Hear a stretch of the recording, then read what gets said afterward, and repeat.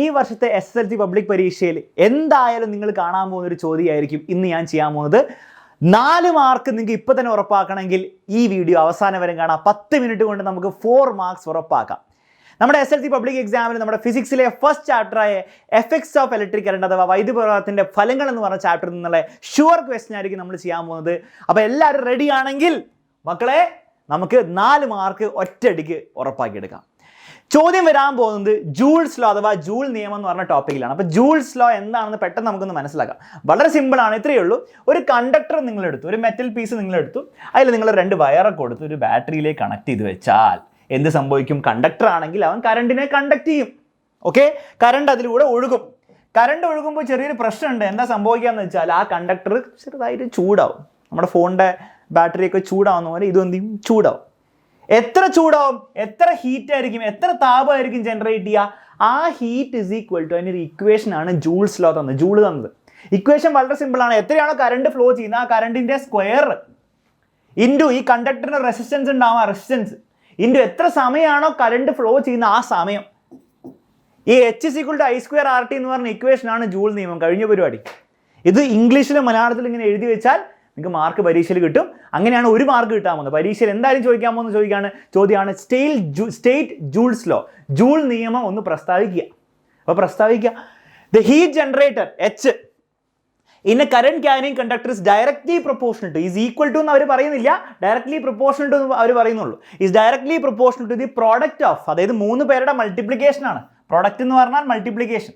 3 പേരുടെ പ്രൊഡക്റ്റ് ആണ്. ആരൊക്കെയാണ് 3 പേര്? കറണ്ടിന്റെ സ്ക്വയർ. അപ്പോൾ എഴുതി വെക്കുക, product of the square of current, കറണ്ടിന്റെ square. Next the resistance of the conductor, അല്ലെ, റെസിസ്റ്റൻസ് ഓഫ് ദ കണ്ടക്ടർ. പിന്നെ എന്താണ്? Time of flow of current, എത്ര സമയം കറണ്ട് ഫ്ലോ ചെയ്തു, and the time of flow of current. കഴിഞ്ഞ പരിപാടി. ഇത് മലയാളത്തിലും കൂടി എഴുതി വെക്കുക. നിങ്ങളൊന്ന് വായിച്ചു നോക്കുക. സെയിം സാധനം തന്നെയാണ്. ഞാൻ വായിച്ച സമയം കളയുന്നില്ല. വായിച്ചു നോക്കിയല്ലോ. അപ്പോൾ വീഡിയോ പോസ് ചെയ്തിട്ടൊന്ന് വായിച്ചു നോക്കുക.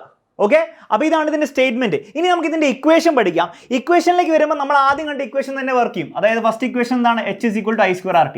പക്ഷേ ഇത് കൂടാതെ 2 ഇക്വേഷൻ കൂടെ നിങ്ങൾ പഠിച്ചു വെക്കണം. പെട്ടെന്ന് ഞാൻ പറഞ്ഞുതരാം, ബൈ ഹാർട്ട് പഠിച്ചു വെച്ചോ, കാരണം നിങ്ങൾക്ക് വളരെ യൂസ്ഫുൾ ആയിരിക്കും. രണ്ടാമത്തെ ഇക്വേഷനാണ് V²/R × T. മൂന്നാമത്തെ ഇക്വേഷനാണ് VIT. ഈ 3 ഇക്വേഷൻ നിങ്ങൾ ഇപ്പം തന്നെ പഠിച്ചു വെച്ചാൽ കാര്യങ്ങളൊക്കെ തീർന്നു. ഓക്കെ, ജൂൾസ് ലോ ഏത് ചോദ്യം വന്നാലും ഈ 3 ഇക്വേഷൻ വെച്ച് നമുക്ക് ആൻസർ ചെയ്യാൻ പറ്റും. ഇനി ഇത് കൂടാതെ നമുക്ക് പവറിൻ്റെ ഇക്വേഷൻ കൂടി പഠിക്കാം. പവർ എന്ന് പറഞ്ഞാൽ ബേസിക്കലി മക്കളെ എനർജി ബൈ ടൈം അഥവാ ഹീറ്റ് ബൈ ടൈം ആണ്. അപ്പോൾ ഈ ഹീറ്റിൻ്റെ എല്ലാ ഇക്വേഷൻ ഡിവൈഡ് ബൈ ടൈം ചെയ്യും.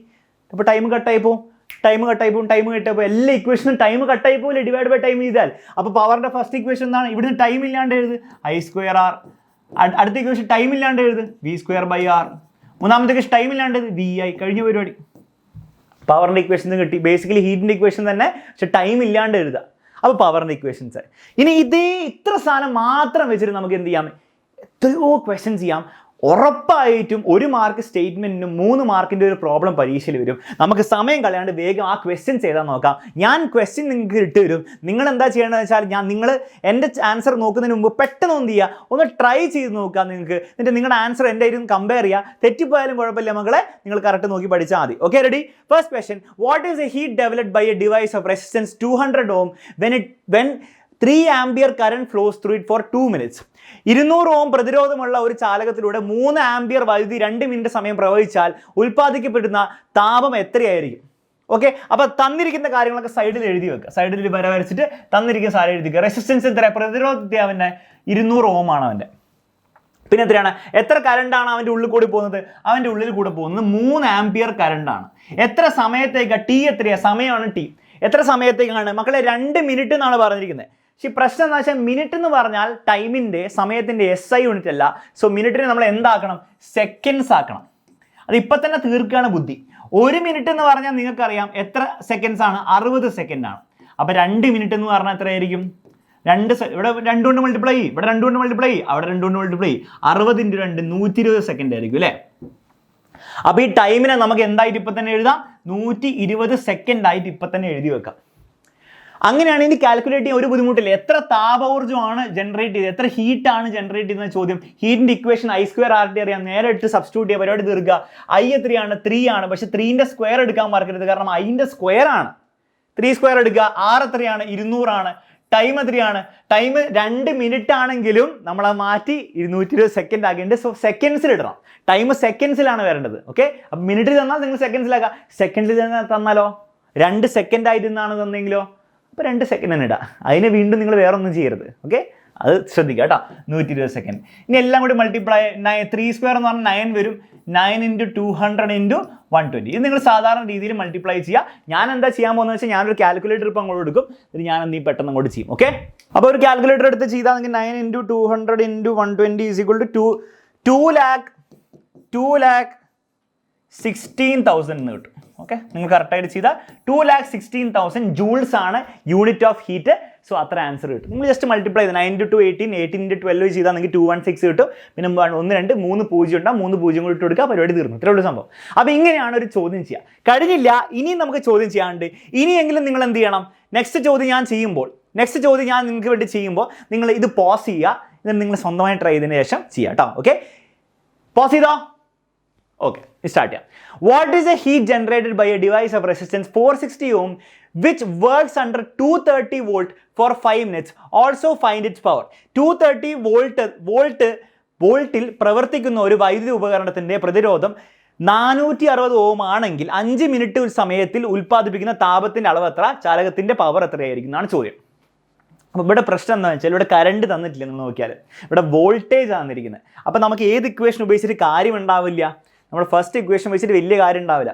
നിങ്ങൾ രണ്ടാമത്തെ ഇക്വേഷനിലേക്ക് ശ്രദ്ധിച്ച് നോക്കിയേ, അവിടെ വോൾട്ടേജ് ഉണ്ട്. അത് ഉപയോഗിക്കുകയാണെങ്കിൽ കുറച്ച് അടിപൊളിയായിരിക്കും. മൂന്നാമത്തെ ഇക്വേഷൻ ഉപയോഗിക്കാം, പക്ഷേ അവിടെയും കറണ്ടിൻ്റെ യൂസ് വരുന്നുണ്ട്. നമുക്ക് ഇവിടെയാണ് വോൾട്ടേജ് റെസിസ്റ്റൻസ് വെച്ച് കാര്യം നടക്കുക. അപ്പോൾ നമ്മൾ രണ്ടാമത്തെ ഇക്വേഷൻ ഉപയോഗിക്കും. അതിനാണ് 3 ഇക്വേഷൻ പഠിപ്പിച്ചത്. കാരണം ഏതെങ്കിലും ഒന്ന് നമുക്ക് ഉപയോഗിക്കാൻ പറ്റും എപ്പോഴും. ഓക്കെ, അപ്പോൾ രണ്ടാമത്തെ ഇക്വേഷൻ വെച്ച് പരിപാടി തീർക്കാനുള്ള പരിപാടി നോക്കിയാലോ നമുക്ക്. ശരി, എല്ലാ കാര്യങ്ങളും ആദ്യം എഴുതി വെച്ച്. വോൾട്ടേജ് എത്രയാണ് തന്നിട്ടുണ്ടെല്ലാം? 230 വോൾട്ട്. സമയം 5 മിനിറ്റ് എന്നാണ് പറഞ്ഞിരിക്കുന്നത്. പക്ഷെ നമുക്കറിയാം മിനിറ്റ് അല്ല അവൻ്റെ SI യൂണിറ്റ്, സെക്കൻഡ്സ് ആണ്. 1 മിനിറ്റ് എന്ന് പറഞ്ഞാൽ 60 സെക്കൻഡ് ആണെങ്കിൽ 5 മിനിറ്റ് എന്ന് പറഞ്ഞാൽ 5 × 60 സെക്കൻഡ് അല്ലേ? അതായത് 300 സെക്കൻഡ് അല്ലേ? ഞാൻ ഈ കാൽക്കുലേഷൻ പെട്ടെന്ന് ചെയ്യുമ്പോൾ നിങ്ങൾക്ക് ബുദ്ധിമുട്ടുണ്ടാവുന്നതിന് വീഡിയോ പോസ് ചെയ്തിട്ട് നിങ്ങൾ മെല്ലെ ചെയ്ത് നോക്കിയാൽ മതി കേട്ടോ. ഓക്കെ, ഇനി എത്രയാണ് റെസിസ്റ്റൻസ്? എത്രയാണ് അവൻ്റെ പ്രതിരോധം? എത്രയാണ്? 460 ohms ആണ്. സോ അതും കൂടി ഒന്ന് സബ്സ്റ്റിറ്റ്യൂട്ട് ചെയ്ത് കൊടുക്കുക.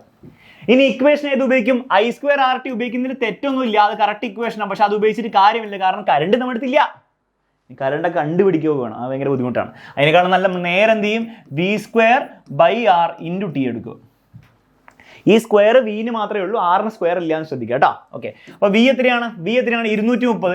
230 സ്ക്വയർ എന്ന് പറഞ്ഞാൽ 230 × 230 അല്ലേ? അങ്ങനെ എഴുതി വെക്കാം. 230 സ്ക്വയർ എന്ന് എഴുതുന്ന നേരം 230 × 230 എഴുതാം. അതിൻ്റെ കാര്യം നിങ്ങൾക്ക് കുറച്ച് മനസ്സിലാവും. റെസിസ്റ്റൻസ് എന്ന് പറഞ്ഞാൽ 460. സമയം എന്ന് പറഞ്ഞാൽ 5 അല്ല 300 സെക്കൻഡ് ആണ്. സോ 300 സെക്കൻഡ്സിൽ തന്നെ സബ്സ്റ്റിറ്റ്യൂട്ട് ചെയ്യണം. ഇനി നിങ്ങൾ ഒന്ന് ആലോചിച്ചാൽ മനസ്സിലാവും. അല്ല ആലോചിച്ചില്ല ഇനിയെങ്കിലും ആലോചിക്കുക. ഈ 230 460 തമ്മിലൊരു ബന്ധമുണ്ട്. എന്താ ബന്ധം? 230 × 2 ആണ് 460. സോ ഇവിടെ കട്ട് ചെയ്ത് ഇവിടെ 1 എന്ന് എഴുതാം, ഇവിടെ കട്ട് ചെയ്ത് 2 എന്ന് എഴുതാം. 230 × 2 = 460. അപ്പോൾ മിക്ക സമയത്ത് ഇങ്ങനത്തെ ചോദ്യങ്ങളിൽ അങ്ങനത്തെ കട്ട് ചെയ്ത് കളയുന്ന രീതിയിലുള്ള നമ്പേഴ്സ് ആയിരിക്കും തരിക. അപ്പോൾ പണി നിങ്ങൾക്ക് എളുപ്പമായിരിക്കും. ഇനി നിങ്ങൾ എന്താ ചെയ്യേണ്ടത് വെച്ചാൽ ഒന്നുമില്ല. നിങ്ങൾക്ക് ഈ രണ്ടിനെയും ഈ 300ന്റെ പകുതി എത്രയാണ്? 150. 150ന് 250 നിങ്ങൾ മൾട്ടിപ്ലൈ ചെയ്യുക. 15 × 23 ചെയ്യുക. എനിക്ക് മടിയായതുകൊണ്ട് ഞാൻ ചെയ്യാൻ പോകുന്നില്ല. 230 × 150 ഞാൻ കാൽക്കുലേറ്റർ ഇട്ട് കൊടുക്കും. അപ്പോൾ എനിക്ക് കിട്ടി 34,500. അത്രയാണ് എനിക്ക് കിട്ടിയ heat. That is the joules. അത്രയും ജൂൾസ് ഹീറ്റാണ് എനിക്ക് കിട്ടിയത്. പരിപാടി തീർന്നു. ഇനി പവറും ചോദിച്ചിട്ടുണ്ട്. പവർ കണ്ടുപിടിച്ച് പവറിന്റെ ഇക്വേഷൻ ഒന്നുമില്ല. ഹീറ്റിന്റെ ഇക്വേഷൻ പിടിക്കുക, ടൈമിന് എടുത്ത് കളയുക. അപ്പോൾ V²/R × ടൈം ഉണ്ടോ? ഇല്ല, ടൈം ഒഴിവായി. V²/R ചെയ്ത് V എത്രയാണ്? 230 ആണ്. 230 × 230 ഡിവൈഡ് ബൈ R എത്രയാണ്? 460. ഇതും കട്ട് ചെയ്ത 2 കിട്ടി. 230/2 എത്രയാണ്? 230ന്റെ 15 പകുതി എത്രയാണ്? 115 അല്ല, 200ന്റെ പകുതി 100, 30ന്റെ പകുതി 15, 115 ആയിരിക്കും പവർ. പവറിന്റെ SI യൂണിറ്റ് വാട്ട്സ് ആണ്, ജൂൾ അല്ല, വാട്ട്സ് ആണ്. സോ 115 വാട്ട്സ് ആയിരിക്കും എന്തോ ഈ സാധനം, അയൺ ബോക്സോ, ആ സാധനത്തിന്റെ പവർ. അപ്പോൾ ഇങ്ങനെയാണ് ചോദ്യങ്ങൾ വരാൻ പോകുന്നത്. ഈ 2 ചോദ്യങ്ങൾ നിങ്ങൾ കൃത്യമായി മനസ്സിലാക്കിയിട്ടുണ്ടെങ്കിൽ പരീക്ഷയിൽ ഇതുപോലത്തെ ഒരു ചോദ്യം എന്തായാലും വരും, ഉറപ്പാണ്. നിങ്ങൾ ആൻസർ ചെയ്തോളൂ. ഓക്കെ അല്ലേ മക്കളെ? അപ്പോൾ നിങ്ങൾക്ക് ഒരു കോൺഫിഡൻസ് കിട്ടിയെങ്കിൽ തീർച്ചയായും കോൺഫിഡൻസ് കിട്ടിയെന്ന് പറയാം. പിന്നെ അതുപോലെ ഇനി ഇതുപോലത്തെ അടിപൊളി കുറേ ക്വസ്റ്റ്യൻസ് നമ്മുടെ ചാനലിൽ വരുന്നതായിരിക്കും. പരീക്ഷയിൽ ഉറപ്പായിട്ട് വരാൻ പോകുന്നത്. വളരെ ഷോർട്ടായിട്ട് പെട്ടെന്ന് തന്നെ നിങ്ങൾക്ക് മാർക്ക് വാങ്ങാൻ വേണ്ടി ഇതുപോലത്തെ എഫക്റ്റീവ് ആയിട്ടുള്ള വീഡിയോസ് ഇനിയും ചെയ്യുന്നതായിരിക്കും. സോ ഉറപ്പ് വരുത്തുക നിങ്ങൾ ഈ ചാനൽ സബ്സ്ക്രൈബ് ചെയ്തു, ബെല്ലൈക്കൺ എനേബിൾ ചെയ്തു, നിങ്ങളുടെ ഫ്രണ്ട്സിലേക്കൊക്കെ ഈ ചാനൽ ദയവ് ചെയ്തു എത്തിക്കുക. നമുക്ക് അടിപൊളിയായിട്ട് പഠിച്ച് SSLC പരീക്ഷയിൽ ഫുൾ A+ഉം ഫുൾ മാർക്കും ഉറപ്പിക്കാം.